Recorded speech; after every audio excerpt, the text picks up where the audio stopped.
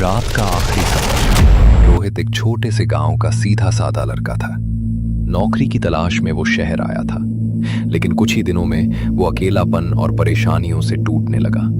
दिन भर ऑफिस में काम और रात को खाली कमरा, यही उसकी जिंदगी बन गई थी। एक दिन रोहित ने सोचा, कुछ दिनों की छुट्टी लेकर गांव चला जाता हूं। शाम होते ही वो अपनी बाइक लेकर गांव की ओर निकल पड़ा। रास्ते में घना जंगल पड़ता था, जिसे लोग अंधेरा जंगल कहते थे।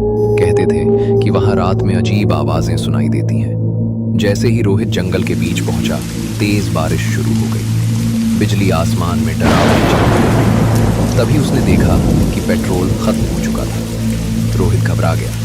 चारों तरफ अंधेरा और बारिश थी। तभी दूर उसे आग जलती दिखाई दी। वो धीरे धीरे वहां पहुंचा। एक बूढ़ा तांत्रिक काले कपड़ों में बैठा यज्ञ कर रहा था।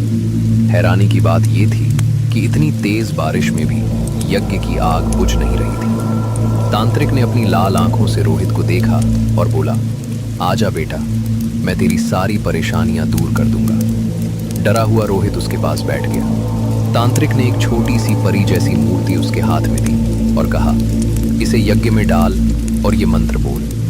रोहित ने जैसे ही मूर्ति आग में डाली, आग अचानक भयानक रूप से भड़क उठी। जंगल में डरावनी चीख गूंजने लगी। आग के अंदर से एक विशाल राक्षस निकला।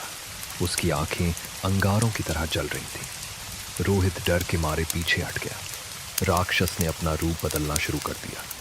धीरे धीरे वो बिल्कुल रोहित जैसा दिखने लगा।